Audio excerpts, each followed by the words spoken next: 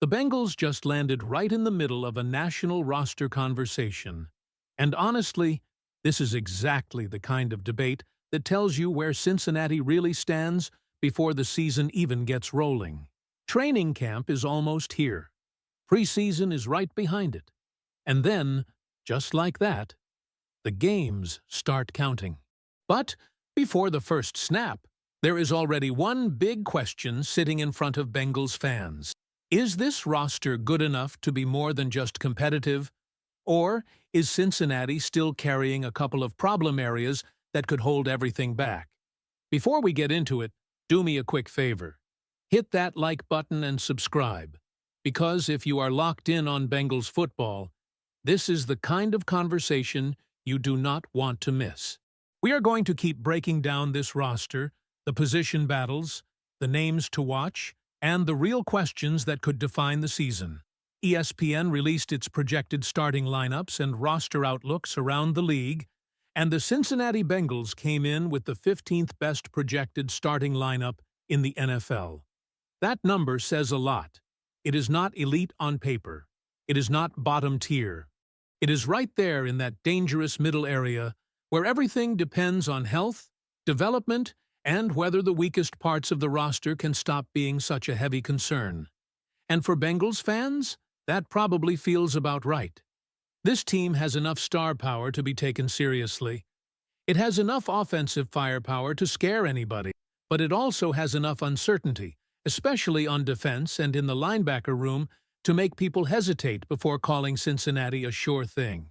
The biggest strength ESPN pointed to should not surprise anybody. It is the wide receiver position. And really, how could it be anything else when you are talking about Jamar Chase and T. Higgins? That duo is the center of this Bengals offense. When people around the league talk about Cincinnati, yes, some people will immediately say Joe Burrow. And that makes sense. But when you ask what the clearest position strength is on this roster, it is hard to get away from the receivers. Jamar and T are that good. They have been that important, and every year they have been together, they have given Cincinnati a real foundation on offense. This is the part that Bengals fans understand better than anybody. When those two are on the field, Cincinnati is dangerous. It does not matter how the conversation starts. It always comes back to the same thing. Jamar Chase and T. Higgins give this team a chance to be competitive. They tilt matchups. They force defenses to make uncomfortable choices. They keep the offense alive even when everything around them is not perfect. That is why the argument for them being the best wide receiver duo in the NFL is not some wild fan take. It is a real argument. There are other talented duos around the league, no doubt. Puka Nacua and Davante Adams with the Rams were brought up as one of the other top combinations. CeeDee Lamb and George Pickens were also mentioned as a pair that could rise this year. But the case for the Cincinnati duo is simple. Bengals fans have seen Jamar and T keep this team competitive even when things were not ideal. That matters. That tells you something about the level of talent these two bring. It is one thing to put up big numbers when everything is working. It is another thing to remain a problem for defenses even when the quarterback situation changes, when injuries hit, when the team is trying to survive tough divisional games, and when the margin for error gets smaller. That is where Jamar and T have separated themselves. They are not just productive. They are stabilizers. They are the kind of players who keep Cincinnati in the fight.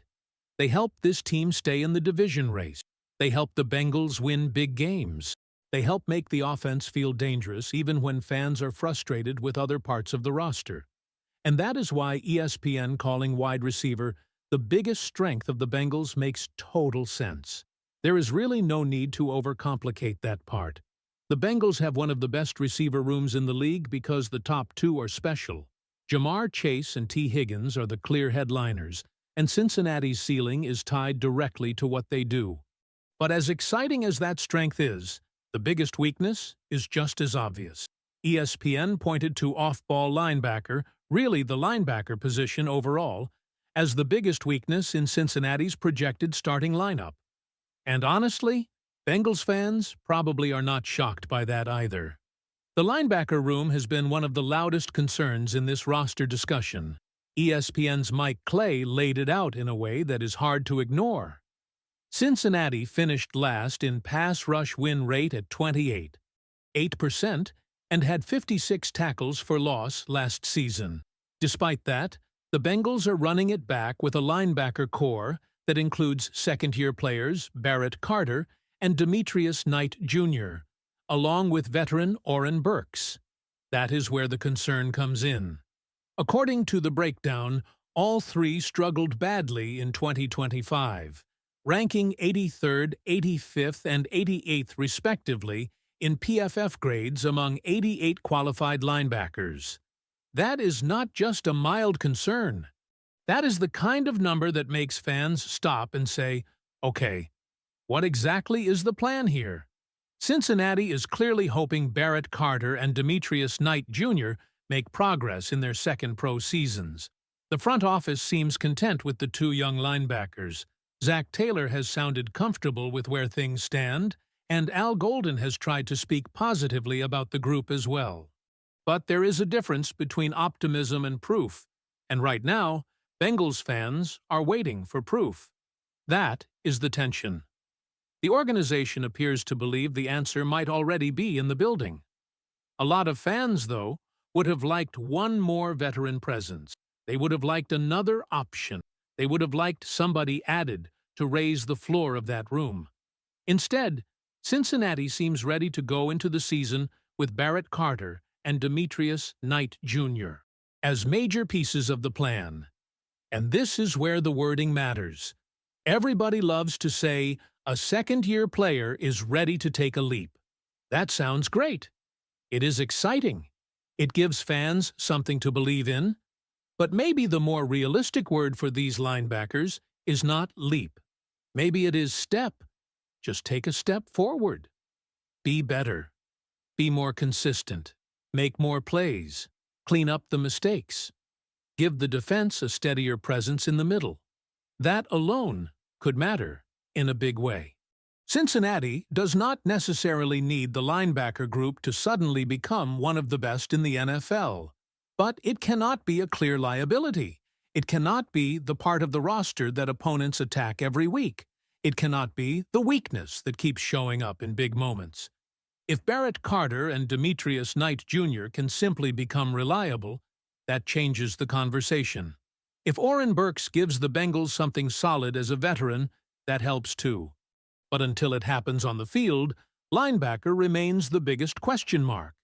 Then there is the X factor ESPN identified, and this one is extremely important. The left side of the offensive line. That means Orlando Brown Jr. and Dylan Fairchild. Seth Walder pointed out that Brown and Fairchild ranked in the bottom 20th percentile in pass block win rate at their positions last season. And obviously, keeping Joe Burrow upright is critical to Cincinnati's success. That is the part Bengals fans do not need explained. Everybody knows how much the offense depends on protection. Everybody knows what it means when the quarterback is comfortable, when the timing is there, when the passing game can function the way it is supposed to. And everybody knows how quickly things can fall apart when the offensive line is not holding up. But there is also a reason ESPN called the left side an X factor instead of just a weakness. Orlando Brown Jr. has had far better win rates in the past, and Dylan Fairchild was a rookie. So there is a real argument that both could be better in 2026. That is the hopeful side of this. Brown can bounce back. Fairchild can grow. And the continuity of the offensive line matters. This group is expected to be together again. And that is a big deal because the Bengals have not always had that kind of stability up front. The idea that Joe Burrow could have the same offensive line in back-to-back seasons for the first time in his career is not a small thing. That kind of continuity can help communication, chemistry, timing, and confidence. ESPN's offensive line projection was not flattering, with Cincinnati placed near 30th heading into 2026. The right side and center were viewed more like a 5 or 6 out of 10, while the left side was closer to 4s. That lines up with the concern around Brown and Fairchild. But it also leaves room for improvement, and that is why the left side is such a major swing area.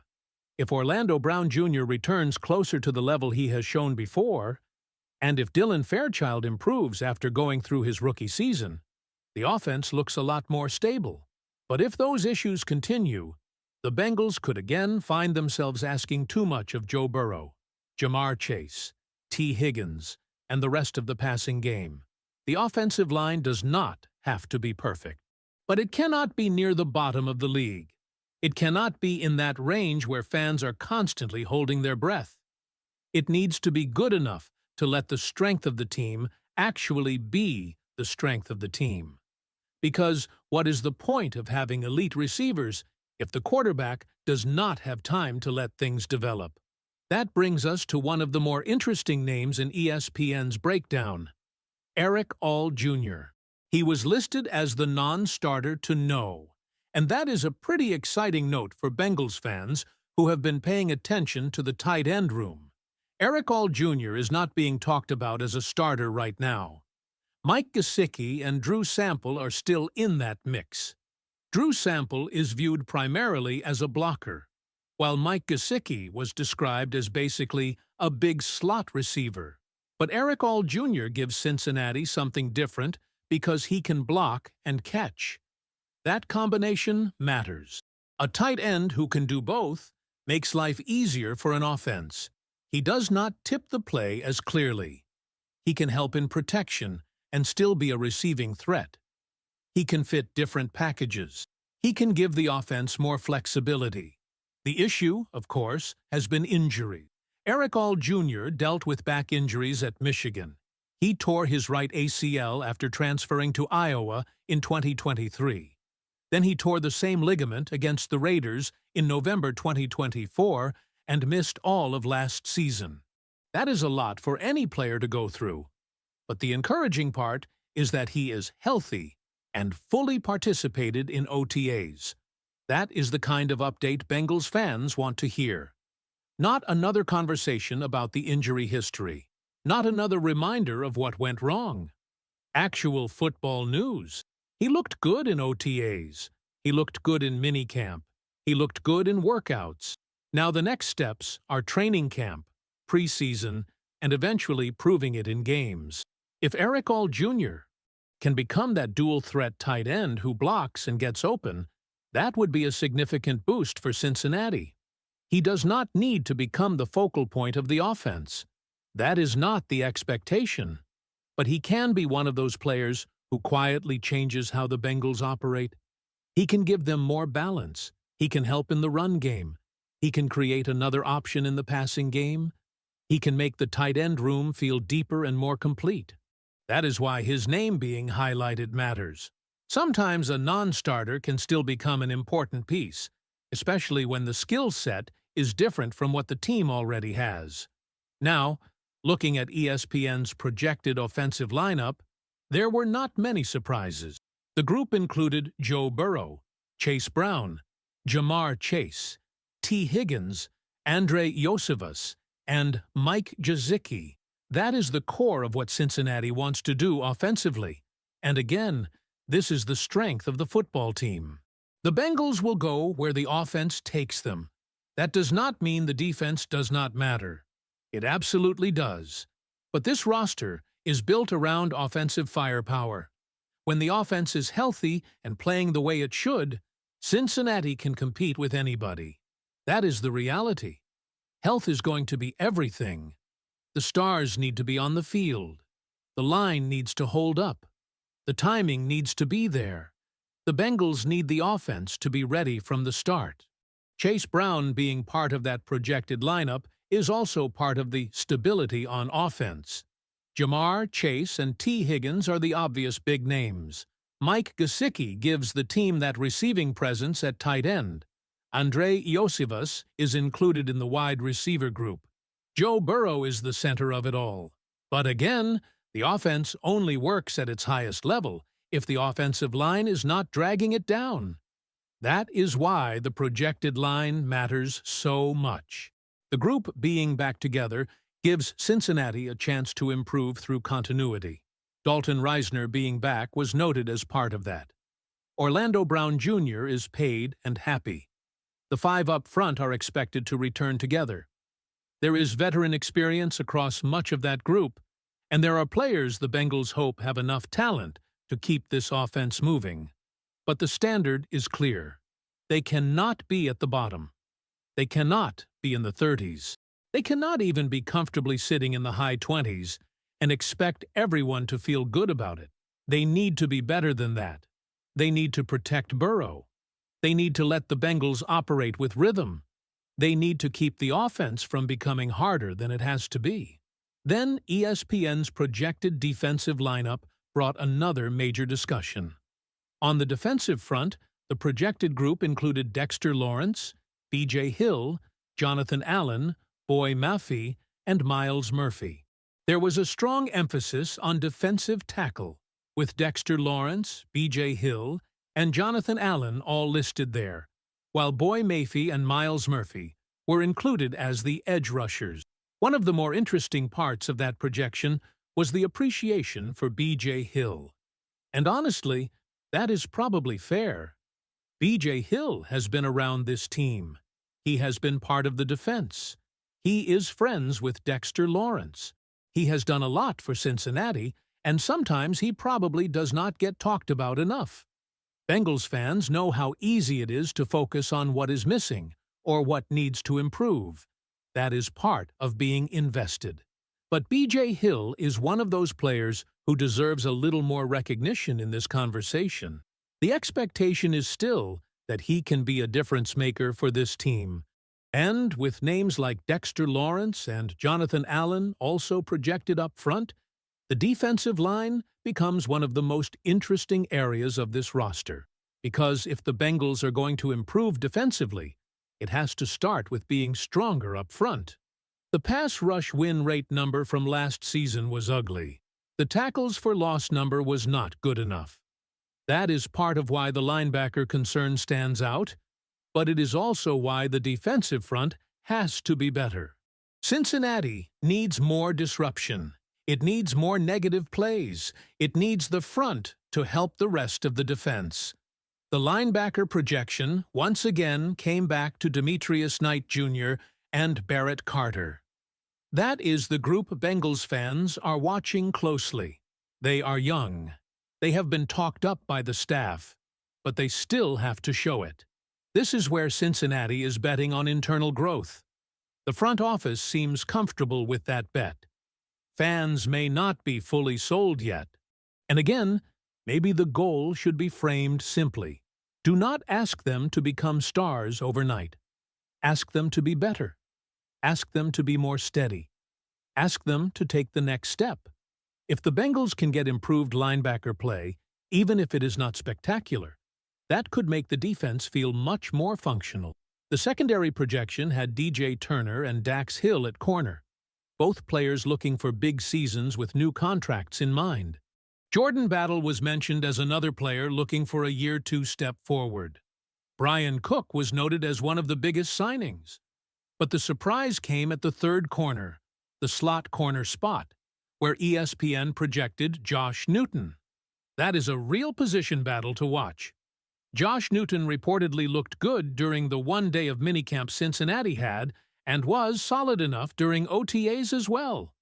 Now he appears to be in the conversation to battle for that slot role.